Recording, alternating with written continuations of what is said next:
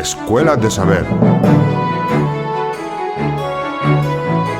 Camino de Santiago, por Francisco Singul. Los itinerarios europeos de la peregrinación occidental.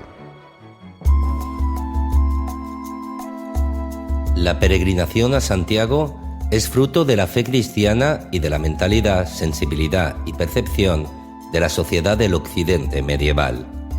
En la construcción y dotación de estas vías de peregrinación colaboraron las instituciones y el pueblo, protagonista de un fenómeno histórico único en su dimensión temporal, tan rico en aportaciones a la historia cultural de Europa. Las instituciones promovieron este peregrinaje, comenzando por la Iglesia secular, la monarquía y el monacato, y continuando con las órdenes militares y los ciudadanos que fundaron hospitales, y en general sirvieron de espejo y reflejo de un fenómeno espiritual rico y complejo. De todos los itinerarios jacobeos, el principal es el Camino francés, un espacio privilegiado por haber concentrado en su seno la mayor parte de los procesos y acontecimientos de la peregrinación medieval, aunque no es el único ni el más antiguo. En estas rutas de peregrinación floreció la vida, el arte, la literatura, la economía y el pensamiento, y gracias a su capacidad de aglutinar y a su poder transmisor, fueron determinantes para la creación de la Europa medieval, una civilización plenamente integrada en la cultura cristiana latina. El primer capítulo del libro quinto del Códice Calixtino describe los caminos de Santiago que había en Francia, bien consolidados en el siglo XII. Unas rutas que entraban por dos pasos pirenaicos, Roncesvalles y Somport, y se unían en Puente la Reina para formar una sola vía de peregrinación.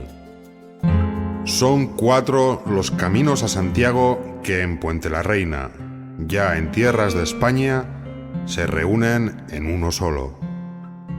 Va uno por Saint-Gilles, Montpellier, Toulouse y el Somport. Pasa otro por Santa María del Puy, Santa Fe de Conques y San Pedro de Mouchac. Un tercero se dirige allí por Santa Magdalena de Vézelay, por San Leonardo de Limoges y por la ciudad de Périgueux. Marcha el último por San Martín de Tours, San Hilario de Poitiers, San Juan d'Angely, San Eutropio de Sentens y Burdeos. El que va por Santa Fe y el de San Leonardo y el de San Martín se reúnen en Ostabat y, pasado por Decisé, en Puente la Reina se unen al camino que atraviesa el Somport y desde allí forman un solo camino hasta Santiago. Estas 4 rutas francesas tenían como cabeceras Arles, Le Puy, Vézelay y París-Tours, conformando una red viaria que se sustentaba en un número considerable de monasterios, hospitales, cofradías y santuarios con reliquias célebres. A estos caminos llegaban también peregrinos procedentes de tierras del Imperio, los Países Bajos, Escandinavia, Italia e Inglaterra, pues eran caminos que recogían a la mayor parte de la red viaria occidental integrada en las rutas jacobeas. El libro quinto del Calixtino confirma que en el siglo XII estas rutas se unían en Puente la Reina para conformar el camino medieval por excelencia para llegar a Compostela, el camino francés. La vía tolosana o camino de Arles entra en España por Somport, mientras que las otras 3, la vía lemosina, la podianense y la turonense, se unen en Ostabat para cruzar los Pirineos por Roncesvalles. El camino francés continúa por tierras del norte peninsular, pasando por Pamplona, Estella, Logroño, Nájera, Burgos, Fromista, Sahagún, León, Astorga, Ponferrada y Villafranca del Bierzo, antes de penetrar en Galicia por el puerto de montaña de Ocebreiro. El tramo gallego del camino francés sigue hacia Triacastela, recibe la hospitalidad benedictina en Samos, pasa Sarria, Portomarín, Palas de Rey, Melide, Arzúa, Lavacolla y llega poco después al Monte de Gozo, a pocos pasos de la ciudad de Santiago. Las vías jacobeas procedentes de Europa Oriental y de Italia enlazan con la vía tolosana o camino de Arles. El camino italiano cruza de sur a norte la península italiana, utilizando vías romanas que todavía se encontraban en buen uso en la Edad Media. El camino principal, la Vía Francigena, es una ruta de peregrinación de doble sentido, puesto que sirve para ir a Roma en dirección sur y a Santiago en dirección norte. Desde la Ciudad Eterna, este camino cruza tierras del Lacio, Toscana, Emilia-Romana, Piemonte y Val d'Aosta, para enlazar con el camino de Arles en dirección a Toulouse. En este sentido, la Vía Francigena participa del mismo sentimiento que el Camino de Santiago en España durante los siglos XI y XII, época en la que también era una vía de doble dirección. Por el camino francés se podía ir hacia Roma, caminando en dirección este, y a Compostela, peregrinando hacia el oeste. Este doble sentido de la principal ruta de peregrinación fue uno de los proyectos acariciados por Diego Gelmírez. Los caminos que proceden de Alemania se unen a la vía podianense, es decir, el camino de Le Puy, y a la vía lemosina, así llamado el camino de Besalí-Limoges. Por último, el camino que parte de París-Tours, con destino Roncesvalles, denominado vía turonense, recibía muchas de las rutas jacobeas del norte de Europa, dada la buena comunicación de París con el resto de Occidente. De este modo, se fundían con vía turonense los caminos procedentes de los Países Bajos, algunos de Escandinavia y Alemania, y también las rutas terrestres que, desde Bretaña, empleaban los peregrinos ingleses que preferían combinar el viaje marítimo con el terrestre. En España, además del camino francés, hay otras rutas jacobeas norteñas de larga y fecunda historia. El denominado Camino Primitivo, que enlaza Oviedo con Santiago, es el primero en constituir la ruta de peregrinación, pues en el siglo IX e inicios del X comunicaba la sede regia altomedieval con el Locus Sancti Jacobi. Recordemos que fue el rey Alfonso II el primer monarca peregrino, seguido en años posteriores por su sucesor Alfonso III y su esposa la reina Jimena. Procedentes de Oviedo, la capital del reino, los soberanos y la corte tuvieron que seguir esta ruta pionera que parte de Oviedo, pasa la divisoria de la Cabruñana, continúa por Tineo y pasa a los puertos de montaña de El Palo y Oacebo. Después, ya en tierras lucenses, desciende hasta Fonsagrada y hasta Pobra de Burón, y sigue por Castroverde, entra en la ciudad de Lugo y continúa hasta fundirse con el camino francés en Palas de Rey o en Melide, villas pertenecientes al camino principal que conduce hasta Santiago. El camino altomedieval Oviedo-Compostela fue una vía frecuentada por el pueblo asturgalaico durante el siglo IX y parte del X. El flujo de peregrinos desciende a partir de la promoción de la ruta jacobea desde León, nueva capital del reino. Pero aunque en los siglos XI y XII los reyes potencian el camino francés como vía principal, con la estrategia de vertebrar y fortalecer sus territorios, la fama de Compostela y del sepulcro del apóstol atrae también la atención de muchos peregrinos hacia otros santuarios, como el de Oviedo.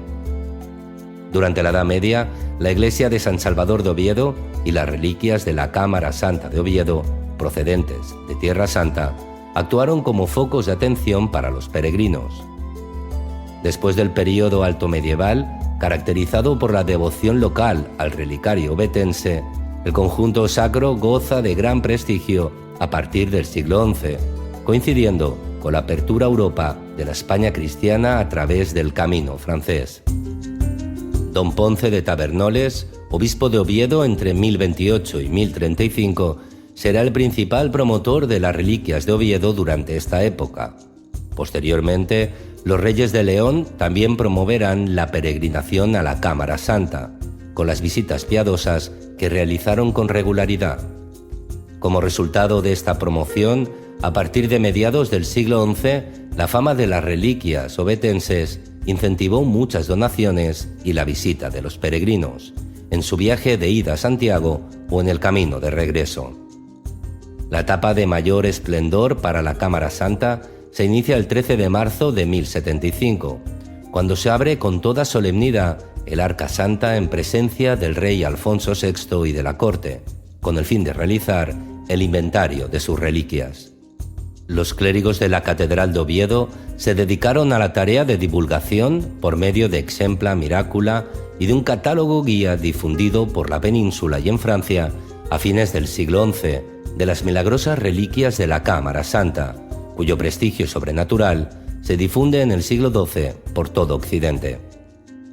La esperanza en el milagro y el poder de perdonar los pecados emanado de estas reliquias llevó a una práctica de las indulgencias quizá abusiva, incentivando así la peregrinación a Oviedo. En 1383 se institucionaliza el culto a este relicario, por iniciativa del obispo don Gutiérrez de Toledo, con una constitución versada en de cómo se ha de hacer en solemnizar la fiesta de la invención de las reliquias. En esta época el peregrinaje a Compostela y a Oviedo había sufrido un cambio sustancial en relación con las creencias y prácticas de los siglos XI y XII. El sentido popular y espontáneo de la peregrinación había derivado a fines del siglo XIV en una práctica de la piedad dirigida por el alto clero, que anima la peregrinación hacia santuarios concretos, nuevos o antiguos, otorgando indulgencias y perdones especiales. La crisis causada por la peste negra y la Guerra de los 100 años había producido una baja considerable de peregrinos europeos. Esta época de enfermedades endémicas y guerras coincide con el auge de las peregrinaciones marítimas desde Flandes, el Báltico y sobre todo desde las Islas Británicas, cuyo destino principal eran las villas costeras de Galicia y entre ellas la emergente ciudad de A Coruña. Desde Ribadeo, Ferrol y el puerto coruñés continuaban por tierra estos peregrinos con destino a Santiago. Pero tal circunstancia debía ser superada por determinados santuarios, como el ovetense, con la oferta de mayores gracias e indulgencias. Y así, Oviedo, Compostela y en general los centros de culto más visitados en la Baja Edad Media serán aquellos que ofrezcan a los fieles y peregrinos acortar los años de purgatorio mediante limosnas y donaciones piadosas. En el contexto de crisis del siglo XIV, una bula papal será clave para prestigiar el poder sobrenatural de tales santuarios, reactivando la economía de cada ciudad y de su clero. En esta época y en el siglo siguiente, la devoción popular a las reliquias de la Cámara Santa de Oviedo constituyó una privilegiada fuente de financiación para las obras de la catedral gótica.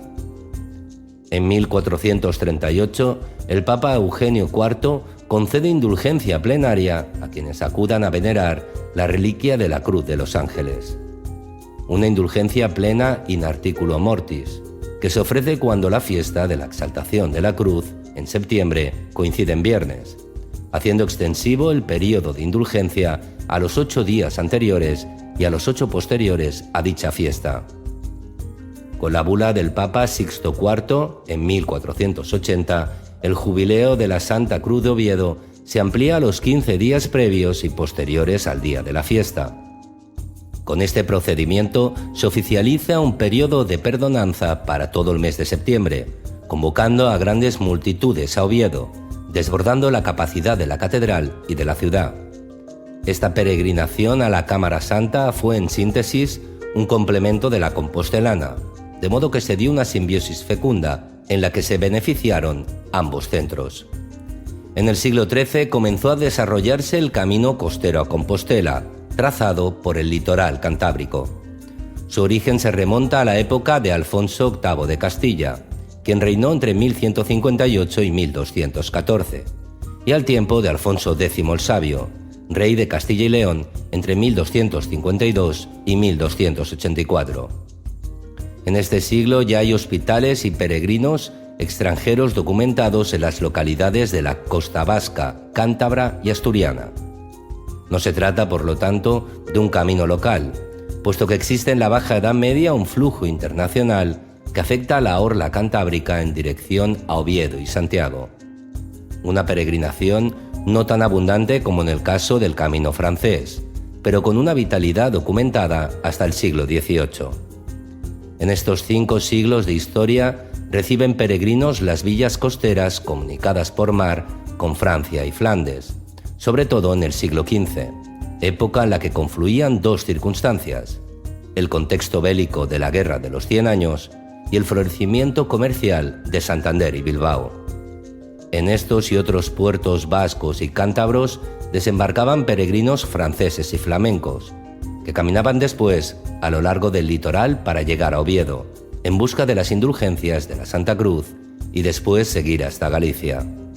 Cuando llegaban a Castropol, los peregrinos tenían que embarcarse para cruzar la ría de Ribadeo, o bordeaban su margen derecha hasta el puente de Santiago de Abres, para pasar a tierras gallegas. Una vez en Ribadeo, el peregrino seguía una ruta bien documentada.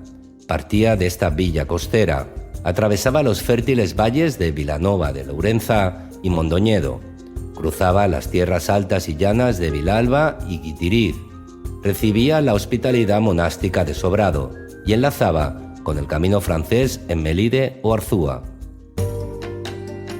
Las rutas que conectan el sur de la península ibérica con Santiago son el camino portugués, aunque más correcto sería decir los caminos portugueses, y la llamada Vía de la Plata, que enlaza con un itinerario auriense que lleva por el sudeste de Galicia hasta la tumba del apóstol. Este camino es en realidad una prolongación o desvío de la Vía de la Plata, una ruta que emplea como infraestructura viaria la calzada romana así denominada, un camino antiguo, construido en época romana, que cruzaba la Bética de sur a norte, salvando los cauces de los ríos Tajo y Duero, y que continuó en buen uso durante la Edad Media. Esta calzada comunicaba las ciudades de Hispalis, Sevilla, con Emérita Augusta, Mérida. Continuaba hasta Cáceres, Plasencia, Salamanca, Zamora y entraba en Astúrica Augusta, Astorga. La célebre mina de oro de las Médulas, explotada por el Estado romano hasta fines del siglo II o inicios del III, enviaba a Astúrica el preciado mineral. Desde esta capital viajaba hacia el sur, hasta Emérita e Hispalis, donde embarcaría con destino a Italia. El camino romano siguió activo en la Alta Edad Media, y por él envió parte de su ejército al Almanzor para atacar Santiago en el verano de 997. Aunque en la antigüedad la calzada sirvió, entre otras cosas, para el transporte del oro de las médulas, el término Vía de la Plata deriva del sentido etimológico original árabe, bala alta, con el que los musulmanes designaron a la amplia vía pública, bien empedrada y de sólido trazado, que se dirigía hacia el norte cristiano. A partir de mediados del siglo XIII, tras la conquista de Sevilla en 1248, esta vía sur-norte inició una nueva vida y se usó de modo espontáneo como camino de peregrinación desde Andalucía y Extremadura. Si algunos peregrinos continuaban hasta Astorga para unirse al camino francés, otros preferían la desviación de Puebla de Sanabria para encaminarse hacia Agudiña. Con esta entrada en Galicia, el camino tomaba una dirección sudeste con destino a Ourense, aunque con dos posibilidades: o bien un itinerario denominado popularmente Verea Sur, que pasaba por Aserra Seca, Santiago de Campo Becerros, Lanza y Ourense, o bien un camino que desde Agudiña pasaba por Berín y Monterrey antes de seguir hasta la ciudad de Ourense. Ambas rutas, estudiadas por Eligio Rivas, se unían en la capital auriense para seguir hasta Santiago. Había también una tercera posibilidad, un desvío de la Vía de la Plata hacia el noreste de Portugal, pasando por la ciudad de Bragança o por Chaves, la antigua Aquae Flaviae, entrando en Galicia en dirección a Berín y Monterrey, pasando por Laza o Xinzo de Limia antes de llegar a la ciudad de Las Burgas. A partir de Ourense, la ruta continúa hasta San Cristóbal de Cea. Muchos peregrinos hacían una parada en el monasterio cisterciense de Santa María de Oseira, donde contaban con la hospedería monástica, mientras que otros apurarían el paso para llegar a Dozón y desde allí seguir el camino que conduce a Lalín, Silleda, Ponteulla y Santiago. Aunque estas rutas de peregrinación desempeñaron un papel significativo desde la Baja Edad Media, más relevancia histórica y cultural posee el camino jacobeo, que enlaza las principales ciudades y villas históricas de Portugal: Lisboa, Santarém, Tomar, Coimbra, Porto, Braga, Ponte de Lima y Valencia do Miño. Tras cruzar el río Miño, esta ruta sigue en tierras gallegas por Tui, Pontevedra, Caldas, Padrón, Iria Flavia y Santiago de Compostela. En el norte de Portugal y Galicia, esta ruta contaba con una infraestructura antigua, como el puente romano de Ponte de Lima y las calzadas relacionadas con él, o los caminos romanos de Galicia que enlazaban Tui con Pontevedra, Pontevedra con Caldas de Reis, Caldas con Iria Flavia e Iria con Asseconia, la futura Compostela. Estas viejas calzadas fueron el antecedente y soporte del camino medieval de peregrinación. A principios del siglo XII, esta ruta asistió a un acontecimiento capital relacionado con la promoción de Compostela como sede apostólica, al ser la vía empleada por Diego Gelmírez en 1102 para trasladar a Santiago las reliquias de los santos Fructuoso, Silvestre, Cucufate y Susana, custodiadas en varias iglesias de Braga, dependientes de la sede episcopal compostelana. Una vez cruzado el Miño por Tui, el obispo Gelmírez se refugió en el monasterio de San Bartolomé de Rebordans.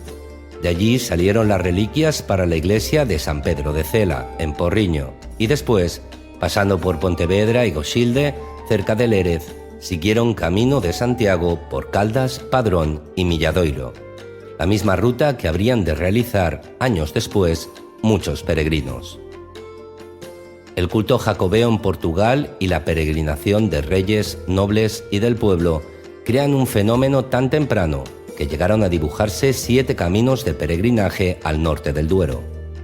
Tras la época de la monarquía asturiana, el norte de Portugal sigue ligado, con Galicia y Asturias, al Reino de León. La evolución de la Reconquista favoreció esta ligazón, ampliándose el reino hasta el valle del Mondego, en tiempos del rey leonés Fernando I, quien conquista Coimbra en 1064. Con la muerte del monarca, se separan los reinos de Castilla, León y Galicia entre sus 3 hijos: Castilla para don Sancho, León para don Alfonso y Galicia, que llegaba hasta Coimbra, para don García. Con la muerte de Sancho y el encarcelamiento de García, Alfonso VI se convierte hasta su muerte en 1109 en soberano de las 3 coronas, Galicia, León y Castilla. En 1079 contrae matrimonio con Constanza de Borgoña y tiene como fruto a su hija Urraca, a quien desposa con Raimundo de Borgoña.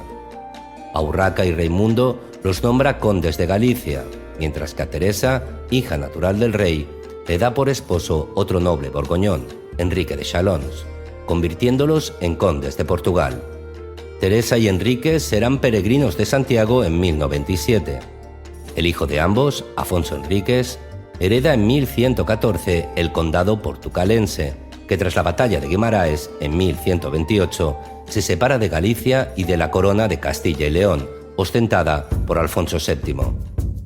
El condado independiente de Portugal continúa la tradición de la peregrinación jacobea, como prueba una donación de Afonso Enríquez en 1141 al monasterio de Paderne, con la indicación de que la comunidad ofrezca hospitalidad a pobres y peregrinos. En 1138, con la victoria de Eurique sobre los musulmanes y la celebración de las Cortes de Lamego en 1143, Afonso Enríquez es reconocido primer rey de Portugal. Los siglos centrales del medioevo asistirían al peregrinar de los portugueses, llamados por la fama internacional que había alcanzado el santuario compostelano en el siglo XII. Existen, no obstante, más datos sobre la vitalidad del camino portugués en la Baja Edad Media.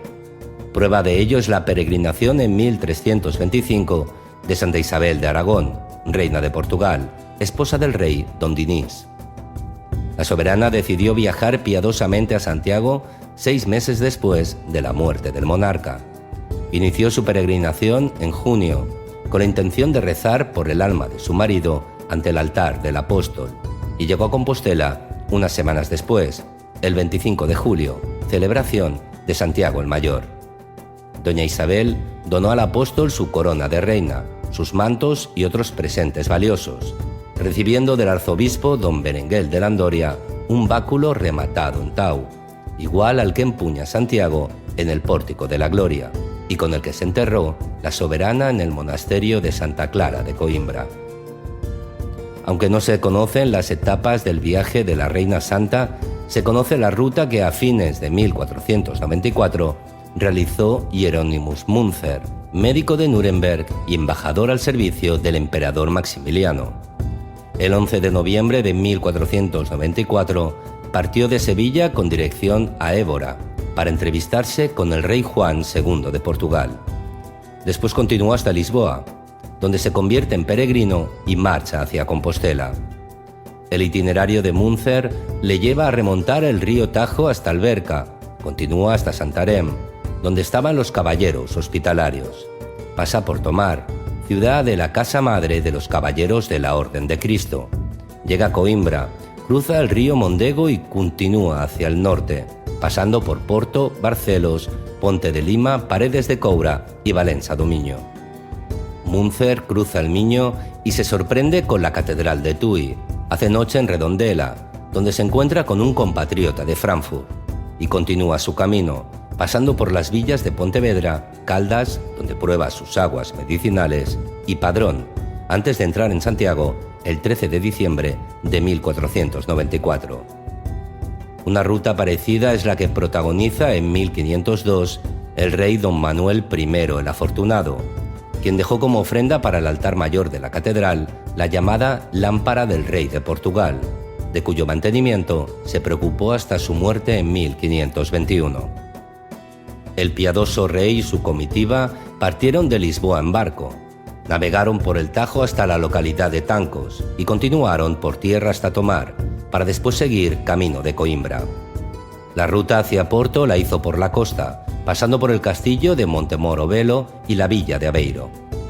Después de Porto, el viaje del monarca lo lleva hasta Dumio, en las afueras de Braga, en lugar de tomar una ruta más corta hacia el norte. El motivo era visitar los sepulcros de San Martín de Dumio y San Fructuoso de Montelius. De Braga partió el rey con su séquito hacia Ponte de Lima y Valença do Minho, antes de pasar a Tui, seguir hasta Pontevedra y llegar a Santiago. El camino medieval Lisboa-Santarém-Tomar-Coimbra continúa manteniendo su vitalidad en el siglo XVI, pero en época barroca y sobre todo en el siglo XVIII será la ruta de la costa, que pasa por Mafra, la de mayor proyección.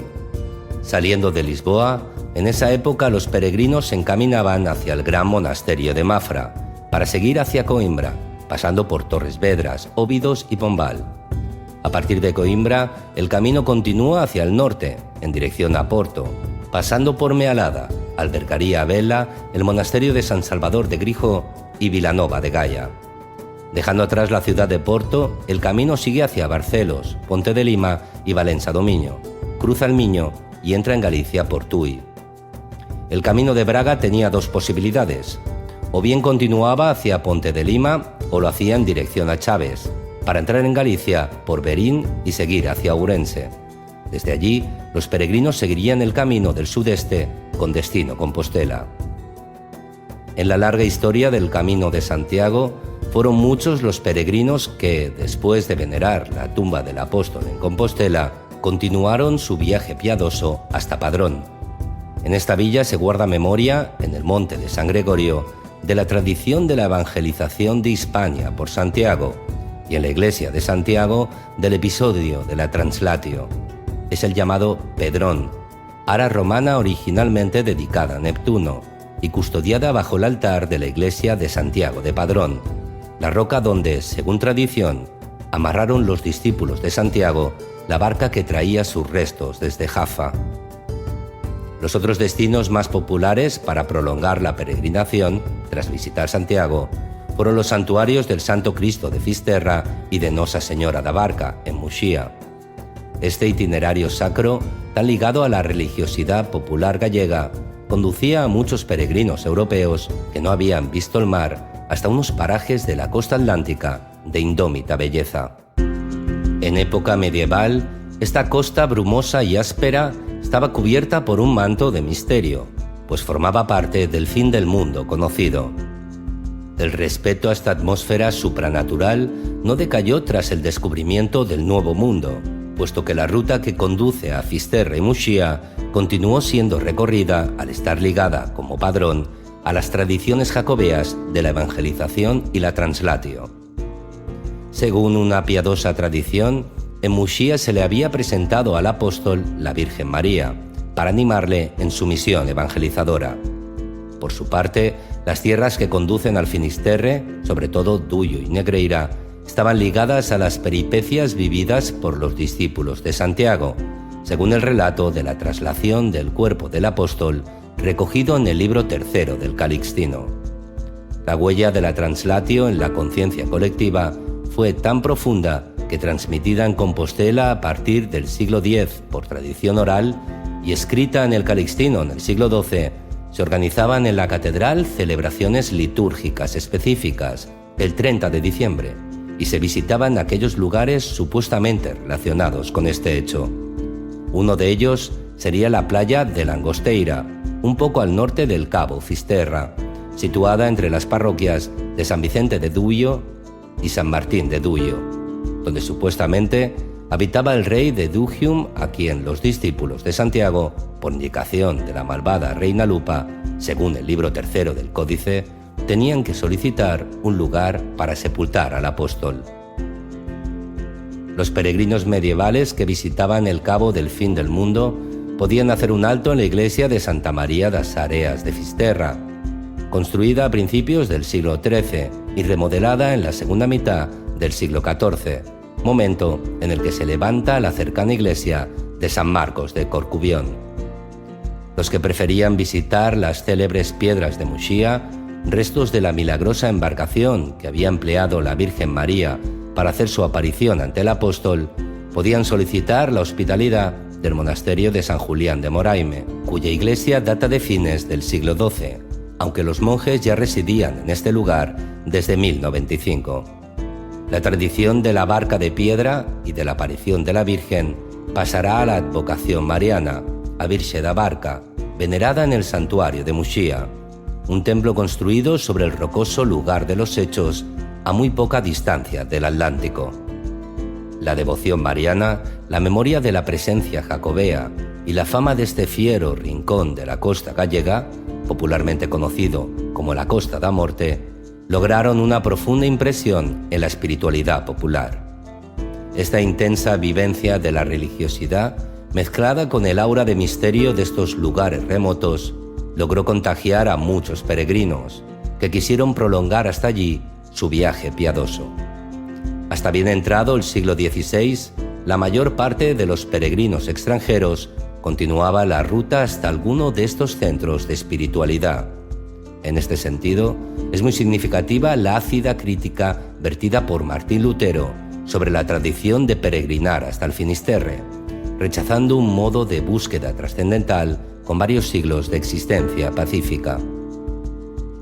La Reforma protestante y las guerras de religión que tanta muerte y discordia sembraron en Europa causaron el cisma del siglo XVI, que rompió la unidad cristiana en Occidente. Todo este desarreglo internacional, sumado a la enemistad entre las coronas de Francia y España, provocó en el XVI un período de crisis en el peregrinaje a Santiago, afectando también al camino de Fisterra y Muxía. Pese a ello, la visita a estos santuarios gozó de altos niveles de participación popular, sobre todo gallega, como prueban los diversos hospitales fundados en estas rutas. Estas romerías locales volvieron a integrarse en la corriente internacional jacobea, reactivada en el siglo XVII. Los extranjeros siguieron peregrinando a Compostela, continuando muchos de ellos hasta estos apartados lugares de la costa occidental. Quizás sea el peregrino boloñés Domenico Laffi, autor de un relato sobre su viaje piadoso, el más célebre de estos devotos. La atracción que en el ánimo de los fieles ejercen estos lejanos y apartados santuarios del litoral no se explica sin aplicar las claves sensibles que afectan a la religiosidad popular, a la vivencia de la espiritualidad y, como no, al espíritu de devoción y misterio que impregna todo lo relacionado con el Camino de Santiago. Hay que darle el justo valor a este tipo de sentimientos, que forman parte de las raíces espirituales de Europa desde los inicios del cristianismo. una valoración significativa en el caso de Fisterra y Muxía, donde la cultura cristiana adaptó e hizo suya la fuerza de una tradición religiosa precristiana, íntimamente ligada a la naturaleza, posiblemente vinculada con el culto al sol, en el caso de Fisterra, y con el culto a las rocas, en el caso de Muxía. Una tradición y unas prácticas rituales que durante siglos orientaron la devoción de los primeros pobladores de la Costa da Morte. Sobre este rico manto, guarnecido de fidelidades y antiguas creencias, se extendió como un joyel medieval la memoria de las tradiciones jacobeas relativas a la evangelización de Hispania y del traslado de sus restos desde Jerusalén hasta Santiago. La voluntad de los fieles hizo el resto. Síguenos en escueladesaber.com.